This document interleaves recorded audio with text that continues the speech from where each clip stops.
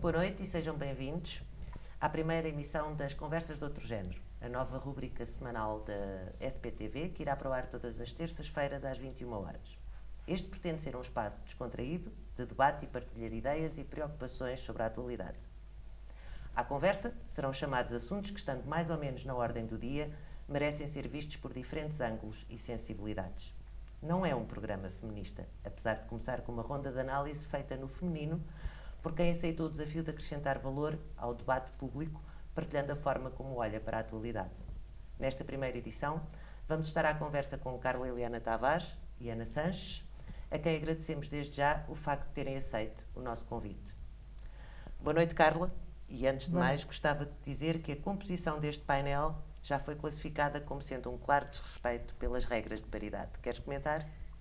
Bem, claro que sim, tem tanto desrespeito pelas regras da paridade como o programa, por exemplo, da sexta-feira, onde estão 3 homens e nunca ouvi ninguém reclamar que fosse um programa machista e eu nunca sequer o afirmei, pelo menos. Por isso, o facto de termos aqui 3 mulheres, não percebo como é que pode ser considerado um programa feminista ou respeitando as regras da paridade, quando noutras circunstâncias nem sequer essa questão se coloca. Acho que estão aqui 3 mulheres à conversa sobre temas que interessam e é apenas isso. Não há qualquer violação da regra de paridade, nem a isso estaríamos obrigadas. Ana, boa noite. Olá, boa noite a todos. Eu também acho que não está nada em causa e acompanho aqui as palavras da Carla. Realmente, quanto a sexta-feira, ninguém reclama e são 3 homens, nós somos 3 mulheres, portanto também não vejo qualquer problema ou que esteja sequer em causa a lei da paridade. Não se aplica aqui. E o que é que te levou a aceitar este convite? Na verdade, eu não sei.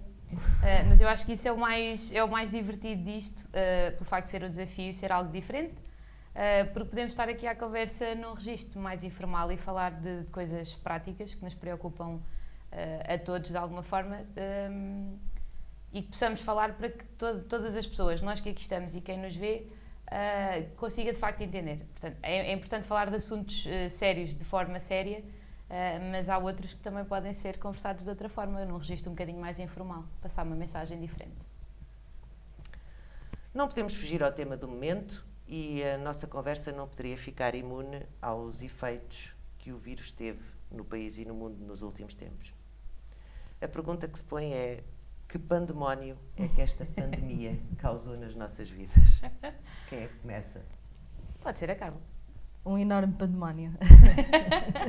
Eu acho que não há quem não possa reconhecer que esta situação não virou as nossas vidas do avesso.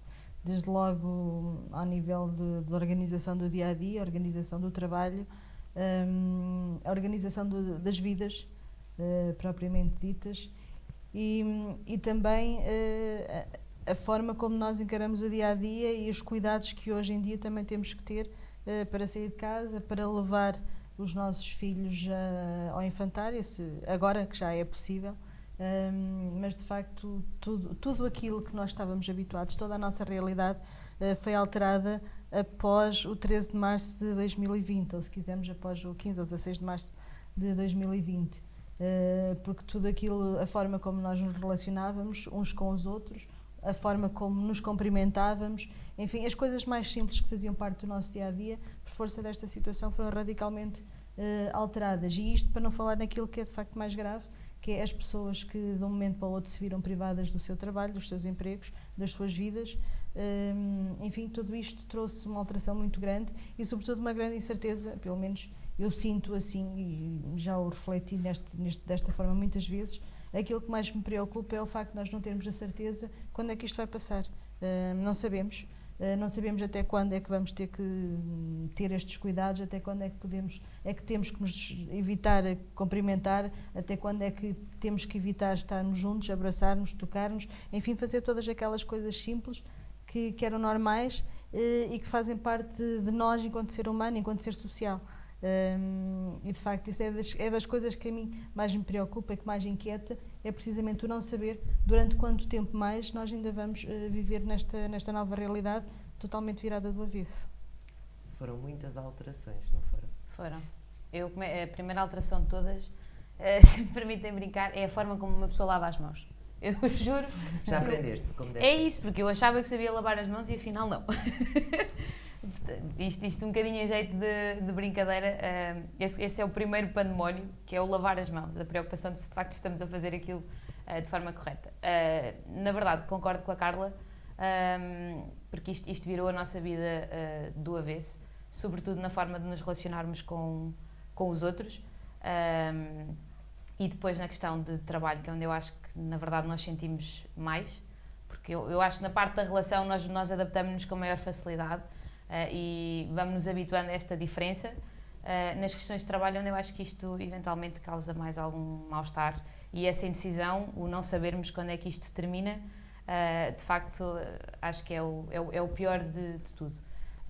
E portanto acho que as principais preocupações, onde isto se reflete mais, é nesse aspecto. Acho que sim, que criou o pandemónio. Acho que em algumas pessoas eu achei a determinada altura que isto iria refletir-se ou iria fazer pensar a maior parte das pessoas numa outra perspectiva, forma de estar na vida, e a meio da quarentena cheguei à conclusão que não, e quando isto tudo passar nós eventualmente seremos exatamente as mesmas pessoas, à exceção de uma ou duas que fizeram aqui um pensar nos dias de outra forma. E isso preocupa, portanto, isso causou ainda um pandemónio maior. Se nós perante uma adversidade destas, em que tudo se tornou diferente de uma hora para a outra, porque no fundo foi isso, ainda que já tínhamos alguns avisos de outros países que começaram isto mais cedo, na verdade eu acho que temos essa questão, o não saber. E como é que foi ficar em teletrabalho? E à Carla posso perguntar isto, com 2 filhos, o marido também estava em teletrabalho? Também esteve em teletrabalho durante algum tempo. E os miúdos já estão na escola? O mais novo sim, o mais novo já está no infantário, até porque para bem da sanidade de todos nós e para eu também conseguir trabalhar melhor em casa. E esse é outro filme, porque o simples facto de levar uma criança neste momento ao infantário é chegar, estar numa fila de pais, salvaguardando a devida distância. Depois nos infantários há uma zona limpa e uma zona suja, nós não podemos passar para a zona limpa, tem uma fronteira. É sentar os meninos, pelo menos no infantário do meu filho mais novo, é sentar, tirar os sapatos, calçar os sapatos que ficam lá. Há um par de calçado que não sai do infantário, fica lá. Mudar o calçado, trazer o calçado, colocar a criança depois na zona limpa e depois ao final do dia repetir outra vez todo este procedimento, mas ao contrário, tirando os sapatos do infantário e arrumando, colocando os sapatos que são para trazer, tudo isto com máscara, porque é obrigatório ter máscara, eles não. Isto só para explicar todo o procedimento do que é a logística, mas voltando à questão do confinamento. Nas primeiras 2, 3 semanas foi tranquilo, era tudo uma novidade, até era engraçado, estávamos todos em casa, coisa que ainda por cima, no meu caso, é uma coisa ótima, porque como sabem eu passo a maior parte do tempo fora de casa, como estou a trabalhar em Lisboa, normalmente estou fora, ou seja, durante estes 3 meses eles terem-me em casa de manhã à noite, isto foi uma coisa que para eles foi fantástica. Mas não é fácil, por vezes, o estar a trabalhar e em videoconferências, muitas vezes. Quantas foram as vezes que eu estava em videoconferência com um mais novo a despentear-me, a mais velha a querer aparecer, porque acha a piada estar a ver-se depois na imagem. Quando o meu marido estava em casa as coisas eram mais simples, porque nós íamos dividindo. Se eu tinha uma videoconferência ele ficava com os miúdos, por outro lado se era ele, ficava eu. Mas não é muito fácil. E eu tive a sorte, porque como nós os 4 gostamos muito de estar em casa, esta coisa não nos custou muito. Nós somos caseirinhos, somos os 4 assim, mas os meus 2 filhos e o meu marido são caranguejos. Por isso adoram estar em casa, adoram a família e estávamos todos bem. E os miúdos nunca reclamaram, nem nunca sentiram vontade. Nós vivemos num sítio onde se vê um parque infantil e num sítio onde normalmente os meus filhos vão brincar e jogar futebol. Eles nunca chatearam, nunca quiseram ir lá abaixo, nunca fizeram birra, assumiram o confinamento com alguma naturalidade. Mas de facto o que eu senti mais dificuldade foi precisamente no trabalho e ter que fazer as coisas e depois ter que fazer o almoço, ter que fazer as coisas normais da casa, ainda estar com eles, por vezes, e depois a escola. Sendo que, mais uma vez, eu tive sorte. Eu tenho relatos de amigas assustadores, em que de facto os professores bombardearam com material e com tarefas que num contexto em que os pais estão também a trabalhar em casa é impossível, é impensável e é até egoísta. Os miúdos, obviamente, que vão ficar prejudicados de alguma forma, mas não é nada que não possa ser recuperável e nada justifica alguns relatos que eu ouvi de circunstâncias e de situações completamente anormais. O professor do meu filho mais velho é super compreensivo, percebe que os pais também têm que trabalhar, organizou os trabalhos de uma forma em que fosse compatível o estudo em casa e também a atividade profissional dos pais. Por isso eu também, quanto a isso, foi pacífico, claro.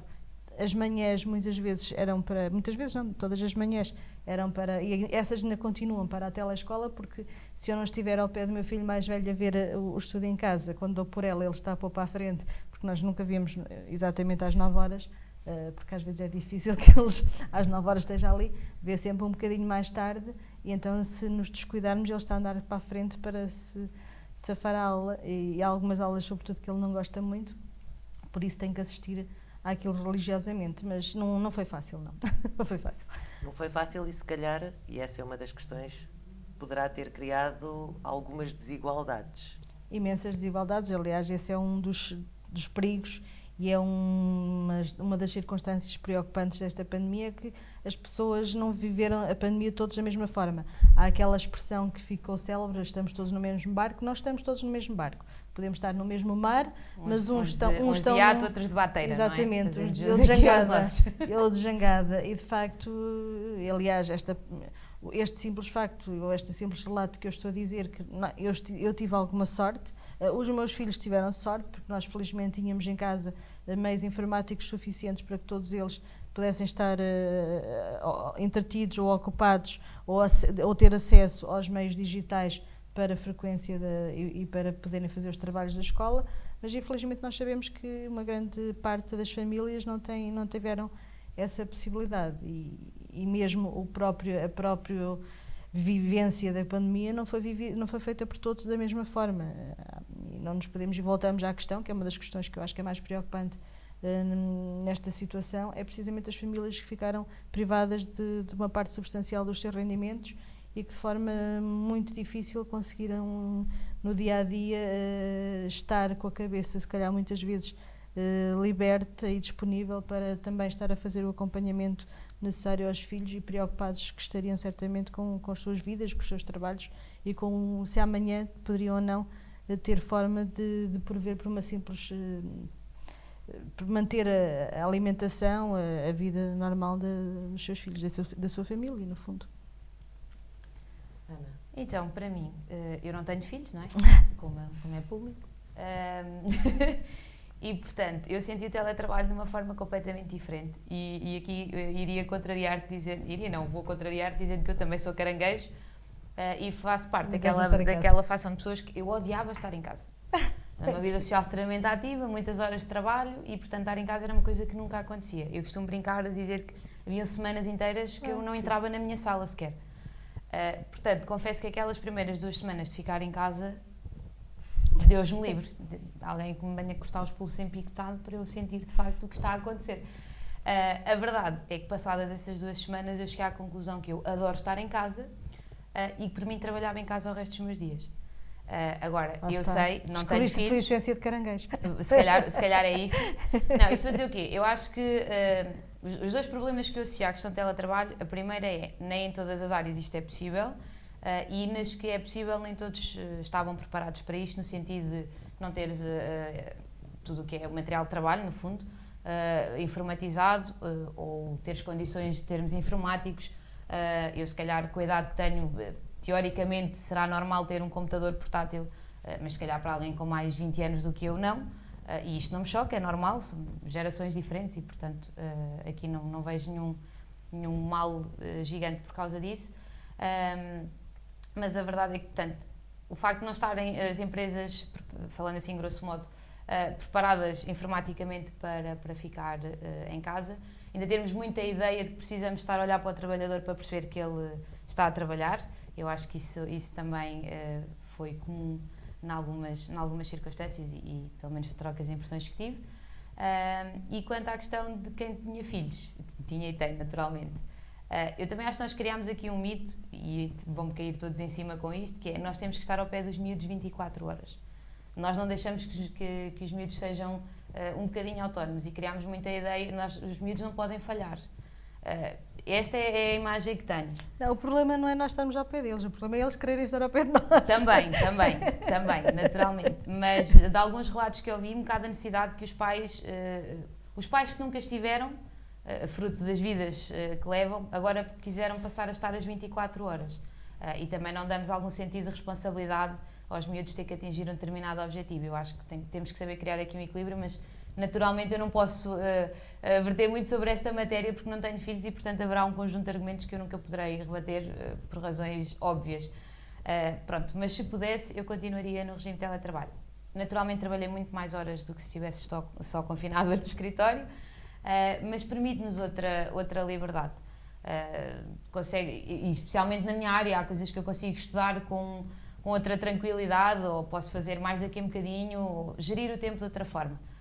E isso eu acho que foi uma grande vantagem. Portanto, eu sou das que, se pudesse, ficava em casa.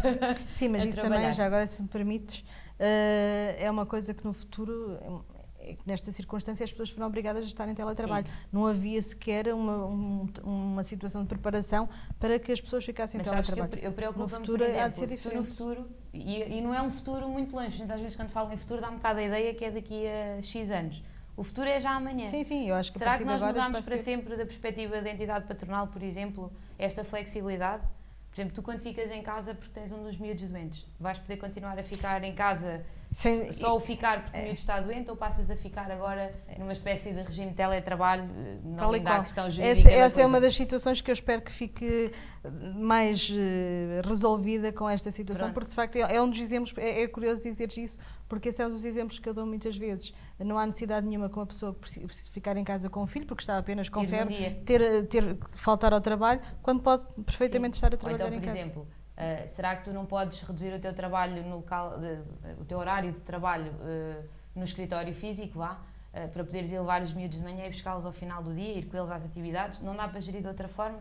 Faz diferença enviares um e-mail às 10 da manhã ou às 20? Percebes? Este tipo de coisas que eu acho que, na verdade, nós hoje falamos nelas e amanhã não nos vamos lembrar já que elas existem. Mas eu aí já concordo com essa história do e-mail às 20 horas, porque eu acho que deve haver um tempo para parar. Mas porque é que o teu tempo de parar tem que ser igual ao meu? Por exemplo, isto é uma coisa que eu me rebate imenso. Mais flexível. Nós temos outras sociedades que têm a sociedade B, que é aquela que só trabalha de noite. Eu, por exemplo, me confesso, se pudesse eu só trabalhava à noite, no horário noturno, quando toda a gente está a dormir. Sinto que me foco com muito mais facilidade.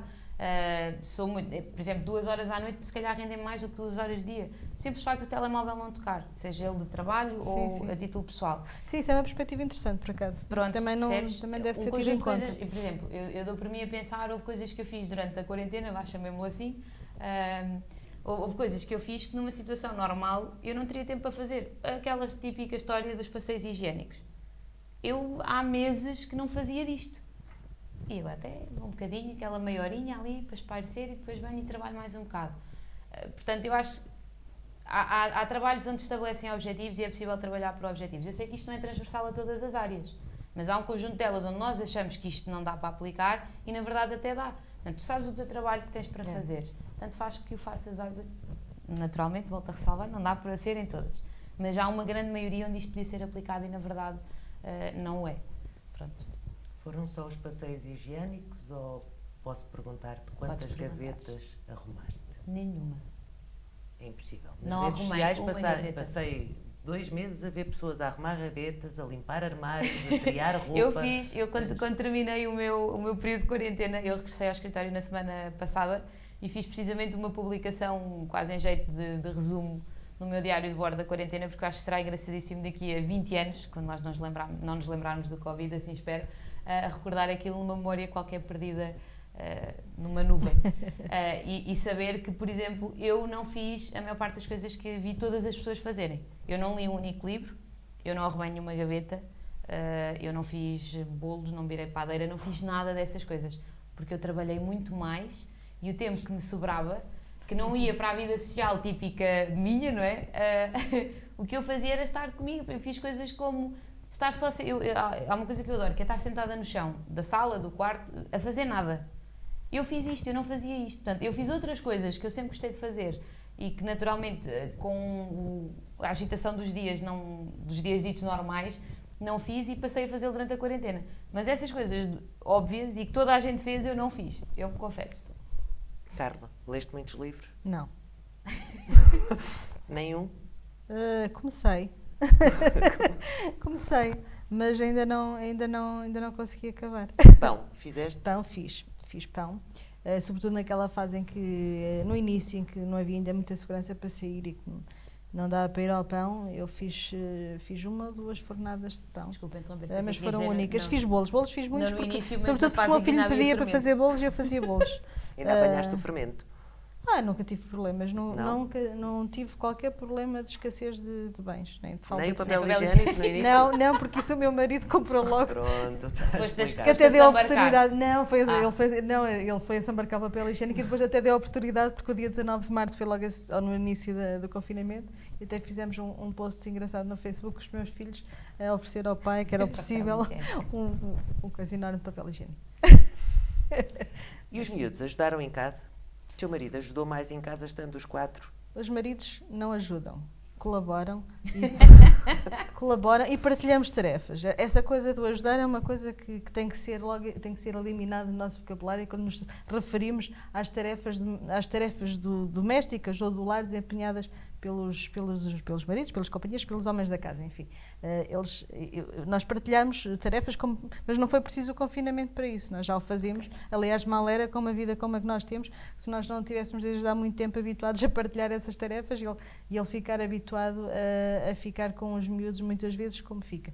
Mas sim, partilhámos, muitas vezes ele fez as refeições, outras fiz eu, como tinha que ser, mas não foi nenhuma novidade, nem inovámos em relação àquilo que já é hábito na nossa casa. Mas achas que era uma oportunidade para Espero que em muitas casas tenha sido uma oportunidade para que os homens começassem a partilhar tarefas. Supostamente não estou para fazer perguntas, não é? Mas podes fazer. Mas eu questiono-me sobre isso. Será que foi uma oportunidade?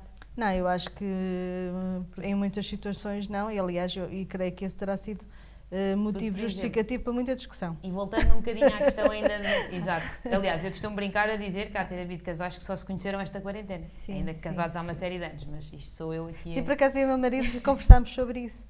E conheceram só agora também? Não, nós não nos aborrecemos um com o outro uma única vez. Pronto, quer dizer, uma única vez, não é aborrecer, às vezes um aborrecimentozinho, mas não. Curiosamente nós conversámos os dois sobre isso. Que engraçado, nós temos lidado com isto tranquilamente. Eu ia dizer, sem nos eu chatearmos pensei, muito. isto é, lá está, uma coisa que eu também fiz esta quarentena foi pensar mais um bocadinho do que alguém normal, porque tive tempo. Não, pensar em coisas que no dia a dia às vezes não conversamos sobre elas. E voltando ao assunto da escola, por exemplo, na verdade todas as pessoas com quem eu falei foram pessoas que puderam estar no regime de teletrabalho. Eu não estive com ninguém com filhos e que não estive, salvo seja, não falei com ninguém que esteve sempre a trabalhar, portanto não pôde ter o regime de teletrabalho, e com filhos. E que ainda por cima tivessem maridos que eventualmente não ajudassem ou não colaborassem nas tarefas de casa. E isso, por exemplo, é curioso, porque se nós que estivemos em casa, eu neste caso não tenho marido nem filhos, mas por exemplo tu, tiveste em regime de teletrabalho, tiveste o teu marido que colabora contigo nas tarefas e ainda assim tens alguns queixumes a fazer, e isto foi transversal a imensas pessoas. Eu não conversei com ninguém numa perspectiva contrária. E esse é que eu acho, essas pessoas, especialmente essas mulheres, preocupam-me. Porque eu não sei como é que geriram essa parte. Ou seja, se quem teve uma série de vantagens reclamou, então e essas? Muitas vezes, e é o que acontece em muitas outras circunstâncias, é aí que ficam os silêncios. Pois. Muitas vezes ficam os silêncios porque muitas mulheres ainda assumem isso como uma fatalidade ou como uma situação perfeitamente normal e que decorre da normal convivência do casal. E muitas não acham isso problemático, que ainda é pior. Outras acham porque sentem que de facto caiu sobre elas a responsabilidade por levar a cabo uma série de tarefas do dia a dia, nomeadamente é que depois não é só o partilhar as tarefas da casa, é partilhar o cuidado com os filhos, o acompanhamento das aulas, enfim, tudo isso. E acredito que muitas mulheres tenham sentido, eu sei que muitas mulheres sentiram e ficaram esgotadas durante este confinamento, e muitas delas em silêncio. Portanto, eu por acaso não conversei com ninguém que estivesse nessa Sim, muitas delas toda a gente com quem eu falei esteve pelo menos em regime de teletrabalho, ou seja, não tenho o outro lado da história, não tenho o contraditório. E como é que acham que está o nosso sistema imunitário neste momento, da sociedade em geral? Saímos ou estamos a desconfinar com um sistema imunitário mais fortalecido ou mais enfraquecido? Teoricamente enfraquecido. É o que vamos ver. Isso agora é o que vamos ver. Não, vamos ver como é que nós nos sabemos, como é que as coisas vão correr daqui para a frente. No início achávamos que ia ficar tudo bem. Eu acho que se alguém alguma vez... Sonhámos, colámos, sim, gostámos no sim, Facebook. é verdade. Eu acho que não vai ficar tudo bem, mas não vai ficar tudo bem para ninguém. Agora também, muito sinceramente, não sei se vai ficar tão mal como também receamos. Espero que não. Por acaso, acho que vai haver uma recuperação em alguns setores da economia maior do que aquilo que se receava. Mas noutros não. Haverá setores que vão ter alguma dificuldade e setores que empregam muita gente vão ter alguma dificuldade. Que crescem ou diminuem o peso deles na economia. E de facto, sim, em alguns setores eu acho que não vai haver grande diferença e vai haver uma recuperação até relativamente rápida. Noutros não vai ser assim. Nós, não sei, enquanto sociedade, enquanto pessoas, vamos ver como é que nos vamos adaptando e como é que o nosso sistema imunitário vai reagindo a estas alterações e a estas mudanças. Então, olha, eu economicamente acho que nós não vamos recuperar assim tão fácil quanto parece ou quanto estamos a querer vender essa ideia. E atenção, eu devo ser das pessoas mais positivas do mundo e acho sempre que vai ficar tudo bem. Às vezes demora mais um bocadinho. Mas eu acho de facto as consequências do Covid vão ser enormes e isso já se reflete especialmente. Digo isto com a vontade da área em que trabalho. Já se refletiu. Eu já tenho processos novos de insolvência que acontecem, ou melhor, se formos honestos a 100%, eles não acontecem só por causa da pandemia, não é? Porque isto é fácil, contabilisticamente falando, se ficaram já assim só neste período, significa que as coisas já não estavam bem. Mas a verdade é que se calhar poderiam ter dado a volta de outra forma, até porque, sobretudo, por exemplo, na área da restauração e por aí fora, regra geral, em períodos de verão, teoricamente esperam-se melhores resultados. Mas a verdade é que já estamos a ter reflexos e estamos a falar num período muito pequenino. Nós estamos em finais de junho e isto começa a sentir-se em março e, portanto, eu acho que em termos económicos isto não vai ser assim tão fácil. Há um leque muito grande de pessoas que continua parado e pensamos, por exemplo, nas pessoas dos bares, das discotecas, os DJs, um conjunto de pessoas que vive de atividades que ainda não começaram, foram os primeiros a parar e vão ser os últimos a recomeçar, ainda por cima nem sequer se sabe quando. Pronto. E parecendo que não, isso ainda é uma parte muito grande. E outras áreas, eu acho sempre que, na verdade, haverá outras que, à conta desta crise, irão surgir e ter excelentes resultados. Há sempre um lado bom e um lado mau, mas, na verdade, eu acho que os efeitos para a economia serão devastadores. O desemprego Claramente. já disparou 34% em relação a dados de maio do ano passado. Eu tenho uma pergunta. Será que as filas que o nosso Primeiro-Ministro não encontrou no Algarve estão à porta dos centros de emprego neste momento? À porta dos centros de emprego não digo, mas atrás do computador ou do smartphone a me enviar e-mails para o centro de emprego, acredito que sim. Vai ser mesmo? A restauração e o turismo eram um dos setores que empregava mais gente. Sim, são os setores que vão sentir mais os efeitos desta pandemia e onde tens muitas pessoas com condições de trabalho precárias, não é? Exatamente. Há muitos trabalhadores e já agora acrescentar também uma nota e já que estamos aqui 3 mulheres, uma nota importante é que deste desemprego não nos podemos esquecer que 90% são mulheres e por força precisamente dos setores que foram mais afetados pela pandemia, nomeadamente os setores da restauração ou da hotelaria. E de facto as mulheres serão, sem dúvida, aliás, há estudos recentes e dados recentes, quer da ONU, quer da OIT, que alertam para essa circunstância, porque as mulheres serão as mais afetadas com esta pandemia, não só durante a pandemia, durante o confinamento, pelas razões que nós já aqui falámos, porque para além de estarem em casa tiveram que ficar muitas vezes com os filhos a cargo ainda com a sobrecarga das tarefas domésticas, porque de facto nem todas tiveram a possibilidade de as partilhar com os respectivos companheiros, e isso para não falar naquelas que estão sozinhas em casa com os filhos e que já não têm, pessoas que vivem, as famílias monoparentais que estão separadas e que já nem sequer têm essa possibilidade. Mas, de facto, para além disso, ainda temos também as mulheres como sendo as mais afetadas ao nível do desemprego. Em cada 10 empregos que se perderam, 9 são mulheres. E isto é chocante. E eu não acho que esses dados estejam 100% corretos no sentido da forma como contabilizas o que é um desempregado. Porque se vamos à questão dos empregos precários, pessoas que trabalham em recibos verdes e por aí fora, não é contabilizado. Não, e os trabalhadores informais, por exemplo, isso foi uma situação que eu logo de início me preocupou. Uma situação como que é básica, que são as mulheres da limpeza, as empregadas domésticas, que a maior parte delas são trabalhadoras informais e que nem sequer constam dos registros oficiais e que ficaram sem trabalho, porque a maior parte... E mesmo na questão do turismo, a maior parte não tem contratos de trabalho, trabalham a recibos verdes e, portanto, não ficam contabilizados em lado nenhum. Sim. E há muitos trabalhos sazonais também nessa área. Também. Vamos ver as zonas do turismo. Também. E neste momento, Portugal tem o segundo pior rácio de novos casos em relação à Europa. À nossa frente só a Suécia. E o nosso Presidente da República afirmou no passado fim de semana que está em sintonia com o nosso Primeiro-Ministro, já tínhamos percebido todos que estava, mas apesar dos drive-ins estarem na moda e de estarmos a ficar cada vez mais habituados a darem-nos uma frequência de rádio, a frequência em que eles estão é a mesma da estação que nós estamos a ouvir, Ana? Não. Claramente. E voltamos à mesma questão, nós não estamos todos no mesmo barco, nunca estaremos todos no mesmo barco.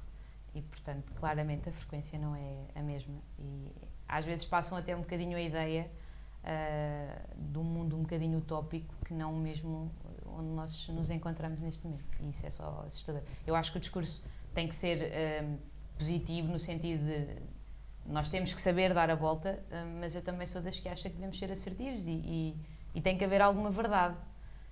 Para que todos nós saibamos com que linhas é que nos cozemos e não me parece que isso esteja a acontecer.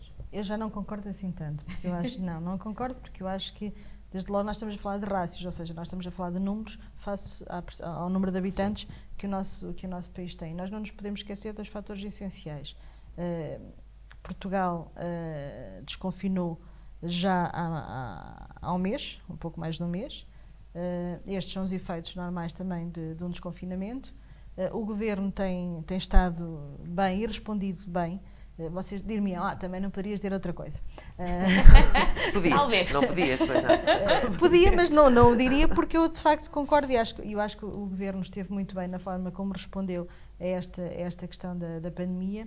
E acho que Portugal, apesar do resultado ser preocupante, nós estamos com situações verdadeiramente preocupantes neste momento, mas não são só a consequência da ação do Governo. Tem a ver também com a ação das pessoas e com a forma como as pessoas acharam que de um momento para o outro poderiam, e o Governo não incentivou nada disso, foi sempre alertando a atenção que vamos desconfinar, mas não podemos achar que o vírus já desapareceu.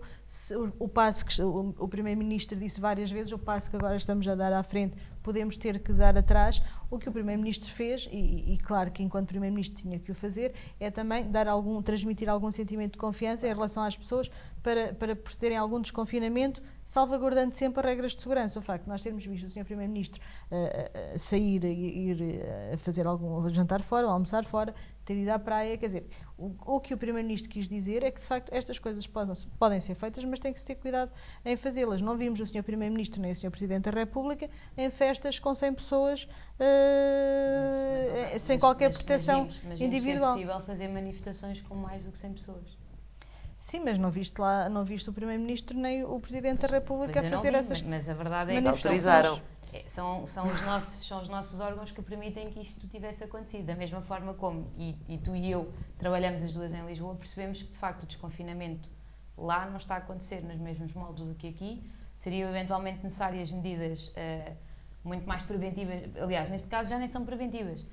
Eu não posso admitir que se tenha feito o que se fez em Ovar e que não esteja a ser aplicado o mesmo em Lisboa. Agora, eu percebo economicamente falando... Mas sabes que as pessoas quando falam de Lisboa, o problema não é só Lisboa. O problema é que nós, quando falamos de Lisboa, falamos da Amadora, falamos de Loures, falamos de Oeiras, falamos de Odivelas. Quer dizer, exatamente, há uma série de concelhos ali à volta. onde efetivamente o problema Mas não fechas nenhum deles. Pois, Para já, assim, mantens Lisboa, Conselho de Lisboa aberto. Para já ainda não se fechou, ainda ou não houve seja, o que eu quero necessidade. dizer e há uma coisa que eu quero salientar. Eu acho que eu não sei como é que qualquer outro governo faria, porque isto foi novo para todos e, portanto, este é um princípio que tem que ser frisado. Portanto, o que eles fizeram será sempre bom, eu começo no bom, porque eu não sei como é que qualquer outro faria, porque isto é novo. Admiro a forma de comunicação, porque acho que ela, e aqui vou ser já esquartejada, mas eu achei bem, por exemplo, o Costa ter ido ao programa da Cristina, e fiz uma publicação também sobre isso, porque uma coisa é o Costa numa conferência de imprensa formal, a falar, por exemplo, para mim, que teoricamente tenho a obrigação de perceber tudo aquilo que ele está a dizer, outra é falar para os meus avós que têm 80 anos. E aí eu acho que faz toda a diferença. E se calhar só a partir desse dia é que os meus avós perceberam o porquê de terem que ficar em casa, o porquê de terem que lavar as mãos de uma forma completamente diferente daquilo que fizeram durante uma vida inteira. Portanto, a forma como se comunica fez toda a diferença. O problema é, nós temos de ser os primeiros a dar o exemplo, e a verdade é que houve uma série de situações, desde as manifestações, desde a festa do Avante, que é outra questão que eu não consigo perceber. Ainda não sabemos, ela ainda não aconteceu, ainda não sabemos. Já está divulgada, hoje já havia, até tem um desconto no preço do bilhete geral, ou qualquer coisa que o valha, porque eu nunca fui, não tenciono ir, mas isto para dizer que nós não podemos ter um país a duas velocidades, e a verdade é que é isso que estamos a fazer, no meu ponto de vista. Eu acho que, e estamos de acordo, se calhar, a comunicação foi boa. Assusta-me um bocadinho que o entusiasmo e o otimismo dos nossos líderes é quase mais contagiante do que o próprio corona. Mas ainda bem que é assim. E isso pode estar, se calhar, na base deste desconfinamento mais ou menos descontrolado das pessoas, não? Não, mas o otimismo não é a mesma coisa, não é sinónimo de irresponsabilidade. E nós aqui o que estamos a assistir são comportamentos manifestamente irresponsáveis e que nada têm a ver com as mensagens otimistas que os nossos governantes nos dão. No limite, a responsabilidade é sempre de cada um de nós, não é? Claro. A nossa responsabilidade cívica é o saber ser, claro, e o saber estar. Mas a verdade é que eu acho que eu não posso dizer nada a ninguém a partir do momento em que vi, por exemplo, as questões das manifestações.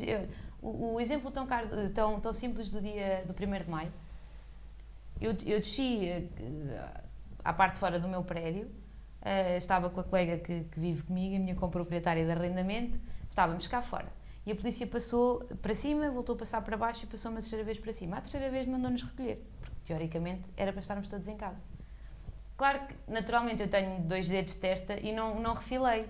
E fiz o que me mandaram e fui para casa. Estamos a falar de estar nas escadas do prédio, cá fora. Mas nesse mesmo dia, juntaram-se uma série de pessoas que vieram ainda por cima do país todo para uma manifestação. Então, o que é que eu posso dizer aos outros quando vejo exemplos desses? No 1º de Maio não foi uma manifestação. Não foi uma manifestação. Digamos como? Foi uma evocação de um dia e que para muita gente ainda significa uma luta. É uma manifestação. Estão a manifestar alguma coisa. Sim, mas não foi uma manifestação naquele conceito normal. O objetivo seria passar uma mensagem que, na verdade, não passou. Sim, mas isso não tem nada a ver com aquilo que estávamos aqui a falar em termos de responsabilidade por parte do governo. Tem no sentido que alguém permite que aquilo aconteça. Que aquele ajuntamento aconteça. Assim como, por exemplo, já tivemos a festa no Algarve, que gerou aquele problema gigante. Lá está. Esse gerou. Quantas situações é que se conhecem derivadas do que aconteceu no 1º de Maio? Nenhuma. Pois não sei. Porque lá está. Pois. Não há. Vais-me desculpar. Se tivesse havido, obviamente não sei, que saberia. Porque, infelizmente, eu da mesma forma que se soube em relação ao Algarve. Não, porque, por exemplo, eu vivo num país onde eu acho que a comunicação social ainda faz um bocadinho aquilo que quer da informação que quer transmitir. E, portanto, eu não sei. Isso é completamente absurdo. Não acho. Não faz. Muito sinceramente, não acho que tenha qualquer cabimento. Hoje em dia tudo se sabe. Ninguém pode sonegar a informação. Essa coisa que depois que se correu nas redes sociais, porque tudo é manipulado, os números são manipulados. Nos dias de hoje, com os órgãos de comunicação que existem, e não há cá a história, não, porque estão controlados. Não estão. Se as coisas tiverem que saber, sabem, e sabem-se imediatamente. Aliás, Eu esse acredito, é um dos podem erros. saber, o problema é a esse é um dimensão dos que elas conseguem tomar e até à quantidade de pessoas é que elas depois chegam afinal. Não, só para dizer, este é um dos erros que as pessoas muitas vezes acabam por incorrer. É achar que vou fazer isto, vou permitir isto, que nunca se sabe. Sabe sempre tudo. Por isso é que eu acho que esta circunstância, quer dizer, houve cuidado. O importante é que as pessoas tenham cuidado. E se não houver esse cuidado, se não houver essa responsabilidade por parte das pessoas, independentemente da posição que venham a assumir, se não houver cuidado, não há como impedir. O que aconteceu no Algarve aconteceu porque as pessoas manifestamente foram responsáveis num determinado comportamento. A festa, ao que sei, estava autorizada para 100 pessoas, estiveram lá 200. Quer dizer, mas não pode ser.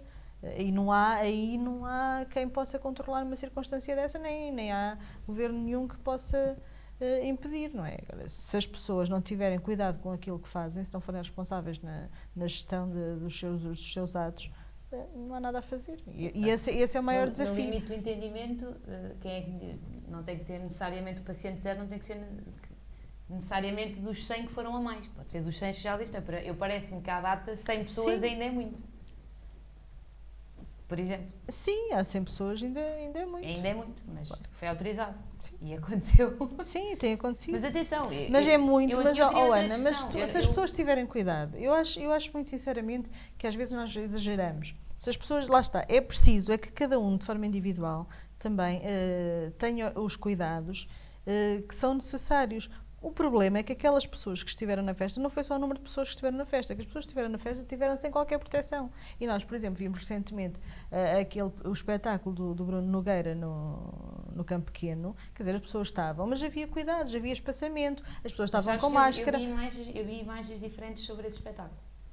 Eu vi a publicação até do Bruno Nogueira a justificar-se, que as pessoas estavam sentadas com a devida distância e depois vi outras imagens em que, de facto, não estavam com essa distância toda, de máscara sim, mas não estavam com essa distância toda. O problema da máscara mas isso também foi explicado, porque, obviamente, quando eram grupos de pessoas do mesmo agregado familiar, não faz sentido nenhum estarem espaçados. E havia, ninguém negou, certo. Isso foi explicado. De facto, havia alguns lugares que as pessoas estavam juntas, mas estavam porque eram membros do mesmo agregado familiar. Das outras fotos que vi, o agregado não me parece ter ido uma família tão grande assim, mas discutível sempre, não é? Nenhuma de nós lá esteve nesse aspecto. Isso foi explicado. Nós também criamos a falsa ilusão que o uso só da máscara per si chega. Eu não até estava a ouvir, subiu o número de casos de jovens que têm dado entrada na urgência com atestado positivo para o Covid. E por acaso estava a ouvir aquela parte, até o simples ato de estarmos a comer umas batatas fritas e irmos todos com a mão ao mesmo potezinho, até isto. E agora eu pergunto, os jovens, ou a maior parte das pessoas, têm consciência disto? Se não tem, devia ter, não é? Mas não tem. Pois não. Não tem e não usa máscara. Eu não parece em frente à minha casa, em frente à minha casa todos os dias há um grupo de miúdos que se encontra a altas horas da noite, às vezes é 1 da manhã, ainda lá estão eles no basquete. E encontram-se todos. E eles não estão com máscara, e não são todos da mesma família, de certeza. E não estão com máscara e também não têm qualquer preocupação com os cuidados. E de facto, às vezes isso também parte um pouco dos hábitos de casa e daquilo que é dito em casa. Sim, eu acho que em casa tem falhado, honestamente, e ainda ontem estava a almoçar, a desconfinar, não é? Portanto, estava a almoçar na rua e estavam umas miúdas, 2 mesas ao lado, dada a separação que tem que existir, e estava um bocadinho atenta à conversa delas, miúdas pai com uns 15, 16 anos, pela conversa do ano escolar, pareceu-me ser isso. E faziam parte do grupo que esteve também naquela história das docas, que foi muito badalada este fim de semana, não é? Daquilo estar à pinha de miúdos. E eu pergunto-me onde é que estão aqueles pais? Por exemplo, eu dou para mim a pensar, se fosse eu, o meu pai iria ligar-me a perguntar, então Ana, se tudo fecha às 11, onde é que estás? Claro. Mas a maior parte dos pais não faz isto. Portanto, e aqui parece um bocadinho conservadora a falar, mas acho que está a falhar essa mensagem de casa. E se calhar talvez agora um ar um bocadinho mais sério dos nossos órgãos para connosco. Portanto, vai ficar tudo bem, mas frisar mais a mensagem que para ficar tudo bem... Não, é preciso que cada um também seja responsável pelos seus atos. Isso é uma coisa que não pode ser nunca esquecida. Cada um, para que as coisas funcionem, para que fiquemos bem, nós temos que ter também todos os cuidados. Tenho uma última questão para vocês. Já estamos a falar muito. Se calhar já estamos a falar muito. Os comitês e as autoridades competentes, tais como a UEFA e a Federação Portuguesa de Futebol, não é? Acreditam que os vírus perdem carga viral em determinadas circunstâncias e em eventos específicos, seja nas manifestações, nas docas, em Águeda. As nossas autoridades competentes encontraram uma solução para o nosso querido Agitagda. Querem comentar a solução encontrada? Bem, eu soube disso este fim de semana, aliás, creio como todos nós. Sim. Eu acho engraçada a solução do drive-in. Aliás, a primeira vez que o vi como solução, achei interessante. Agora, neste contexto de Agitagda e tendo em conta a solução que nos foi apresentada, eu não posso deixar de fazer alguns reparos. Desde logo, o número de pessoas que possa estar envolvido, eu acho que é elevado, e ainda que estejam dentro do carro, há uma primeira preocupação. Eu não sei se vão conseguir mantê-las fechadas dentro do carro aquele tempo todo. Que é evidente que não. E depois vai haver bebidas, isso é uma coisa que também não sei e que acho que é interessante perceber se neste contexto vai continuar a haver ou não um serviço de comes e bebes ao qual as pessoas possam recorrer e que, por força disso, tenham que se ausentar do carro. Ainda assim, mesmo não havendo nada disso, eu acho muito difícil conseguir manter as pessoas durante aquele tempo todo fechados dentro do carro. E depois, o próprio formato. Eu estive a ver o elenco dos espetáculos, o programa do espetáculo, e sinceramente acho que se perdeu uma oportunidade para ajudar as associações do nosso município, não só as associações musicais, mas também de espetáculos. Nós temos vários grupos de espetáculos no Concelho de Águeda e que, tendo em conta esta circunstância, por exemplo, as bandas, nós em Águeda temos várias bandas e que, por força da pandemia, viram-se impossibilitadas de fazer a maior parte dos serviços que normalmente têm agendados para esta altura do ano, do verão, as festas populares, e muitas delas viram cancelados muitos dos serviços com os quais estavam a contar e que eram fundamentais para a sua sobrevivência e para a manutenção das suas boas contas. Eu acho que teria sido mais interessante se a Câmara de Águeda tivesse aproveitado esta altura de fazer o Agitagda na mesma, nada obsta. O Agitagda é uma festa de Águeda, é uma festa simbólica de Águeda, é uma festa que nos identifica e contra a qual eu não tenho nada, apesar de às vezes quererem insinuar que sim, que há pessoas que são contra o Agitagda. Não é o caso. Eu acho que o Agitagda foi uma conquista muito interessante porque nos trouxe uma identidade à Águeda que nós nunca tivemos e hoje temos algo com o qual nós nos identificamos também enquanto Concelho. Agora, eu acho que se perdeu uma oportunidade para aproveitar uma festa que é do Concelho para também poder ajudar as associações do Concelho. Eu acho que isso teria sido interessante, aproveitar isto, já que se quer fazer o Agitagda para não deixar cair, e porque a lógica muitas vezes do Agitagda e a forma como se defende o Agitagda é precisamente que é um evento importante para trazer pessoas à Águeda e para ajudar também o comércio, as associações, todo o Concelho. Não percebo como é que agora neste modelo não houve essa preocupação, começando desde logo porque o programa e todas as pessoas que estejam envolvidas na concepção deste formato de Agitagda não seja made in Águeda, porque isso sim teria sido mais interessante, mas também já nos vão habituando a esta pouca criatividade. Mas pronto. Não fui eu que disse. Não fui eu. Não, então olha, eu por exemplo, eu durante a quarentena fui questionada precisamente sobre se o Agitagda deveria acontecer ou não. Pois foi, eu vi. Pronto. Na verdade também ninguém me colocou a questão se era para ser noutros moldes ou não, a pergunta era muito direta, se devia acontecer ou não, e eu fui desde que não tive qualquer tipo de problema em afirmar que não, sobretudo uma questão de saúde pública, e acho que eu julgo que foi para aí em abril que me fizeram a questão e, portanto, não pareceu que em julho, e cá estamos nós, basicamente, que as coisas estivessem já com alguma segurança. Portanto, eu acho que, se calhar, tivemos aqui o medo de que a marca Agitagda, se é que é permitido dizer isto desta forma, caísse no esquecimento, o que a mim me causa alguma estranheza, porque eu acho que é algo que está extremamente solidificado e, portanto, se este ano não houvesse qualquer referência, para o ano não estaria esquecido de todo. Acho que conseguimos sim trazer imensa gente fora ao evento, conseguimos nós lembrarmos sempre que ele existe, portanto, acho que se não tivéssemos feito nada, não havia problema nenhum nisso. Pronto, e isto quero deixar muito frisado. Fazendo alguma coisa, eu acho que devíamos aproveitar, então, mais do que nunca, para desconfinar, aqui não será o termo, mas descentralizar o Agitagda. Claramente, porque isto é muito giro, nós dizemos que o Agitagda traz pessoas à Águeda, desenvolve a economia, mas quer dizer, a Águeda é mais do que a Águeda da cidade, especialmente a zona da Baixa e a Avenida e mais uma ou duas ruas. E, portanto, acho que teria sido uma oportunidade espetacular para colocarmos isto de forma no drive-in, sim, pelas freguesias, por exemplo. Aproveitando porque eventualmente não haverá festas como nós as conhecemos na maior parte das freguesias e seria uma excelente oportunidade. Mas versando muito no modelo que escolheram, naturalmente também não concordo com ele porque acho que vai dar asneira, porque estamos a falar de muitas horas, não é só a hora do espetáculo em si, é a hora em que tu chegas porque depois queres ir marcar a vez e nós, como bom português, quando a consulta médica é às 9, nós às 4h30 da manhã já lá estamos e aqui será mais ou menos esse o registro. Está aconselhado que se chegue 1 hora a 1h30 antes. Portanto, já sabemos que vamos duplicar duplicar isto. Estamos mesmo a ver que as pessoas vão manter esse tempo todo fechados dentro do carro. Não vão estar, estamos a falar de um período de calor, não é? Portanto, as pessoas não vão estar dentro do carro.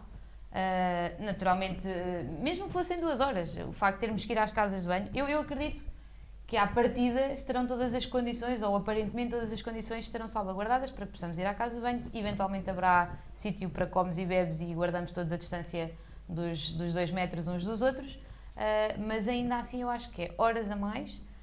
Toda a gente vai querer ir até porque é uma coisa diferente para a maior parte de nós, não é? E portanto, ainda não percebi muito bem como é que vai funcionar a logística de trânsito, quanto mais como é que vamos colocar ali as pessoas, como é que vamos fazer a seleção das pessoas, se vamos dizer às pessoas que ficam lá só a metade do concerto e o concerto entretanto para e sai aquela fileira e volta a outra. Portanto, não sei como é que isto vai funcionar, mas parece um exagero de horas e não acho que as pessoas vão saber respeitar, porque não me parece concebível estar dentro do carro tanto tempo. E vamos ver situações de famílias que vão com miúdos, que ainda me vai causar mais confusão, e sabemos que isto vai acontecer. E, portanto, honestamente, eu acho que no formato que está também não serve. Eu que teria feito, querendo fazer alguma coisa, seria precisamente isso. Sim, senhora, um caminhão com música, alguma coisa, um espetáculo, pegar nas nossas... Exatamente, pelos conselhos, nem que fosse nas datas das festinhas, por exemplo, que naturalmente iria juntar algumas pessoas, mas sempre num número mais pequeno. E sim, com as pessoas de cá, porque também, segundo já a informação que me chegou, não é com produto da casa, não é com prata da casa. Portanto, nós fomos buscar tudo até os palcos, ou o palco foi buscar fora e, tal como tu disseste, sobretudo nesta altura em que nós devíamos ajudar-nos aqui dentro, não estamos aqui dentro do município ou concelho, não estamos a fazer e, portanto, não faz qualquer sentido. Deveríamos ter aproveitado toda a prata da casa e nós temos tanta, desde o técnico das luzes ao palco, à música, tudo. Não, aliás, ao teatro, tudo. E podíamos ter eu feito li isso alguns, não sei onde foi, mas que houve vários concelhos que deixaram de fazer as festas e os festivais que normalmente fazem nesta altura do ano e usaram esse dinheiro para adquirir equipamento de proteção individual a distribuir pelas IPSS dos respectivos concelhos. Ou seja, havia uma série de possibilidades que podia ser feito e que se calhar de forma mais útil. Sim, olha, se me permites interromper, dir-te-ei mais 2. Equipamentos de proteção para os nossos bombeiros e proteção civil, porque o verão está cá à mesma. Já ontem ou anteontem houve aqui mas eu acho que para isso nem era preciso o Agitagda, não é? Não, mas não. Ou melhor, para isso nem seria necessário as verbas do Agitagda. Acho que mas isso se calhar em vez de darmos equipamentos damos 200 ou damos 300, porque se calhar a margem de manobra financeira é outra. Ou então, por exemplo, nós temos tantas praias fluviais ou coisas semelhantes, porque a classificação de praia fluvial não pode ser dada assim, de qualquer forma.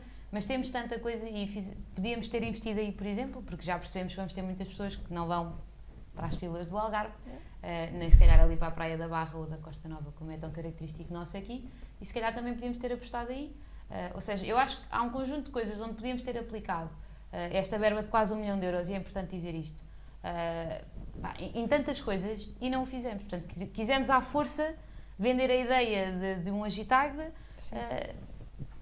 Não, e quando nós temos que, e agora falavas nos bombeiros, nós não nos podemos esquecer que os bombeiros têm sido fortemente afetados por esta situação da pandemia, porque o valor que se perderam em transportes que são feitos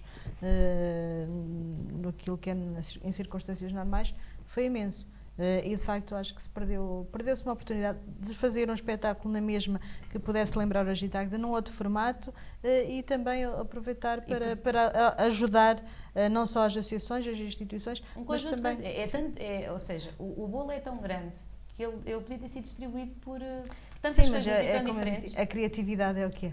Pronto, portanto, e aqui sim, fazendo isto, já poderíamos dizer, como disse o Sr. Presidente da Câmara, de que o Agitagda não é só a tenda. Então, se o Agitagda não é só a tenda, vamos extravasá-lo para fora da tenda. Vamos desconfinar a Agitagda. Ou Podíamos centralizar, não é? À semelhança desconfinar a das Agitagda. Assembleias Municipais. Tinha sido uma boa ideia. Ainda que a tenda também não seja a coisa mais segura do mundo. Isto também só aqui para criar um bocadinho de alvoroço.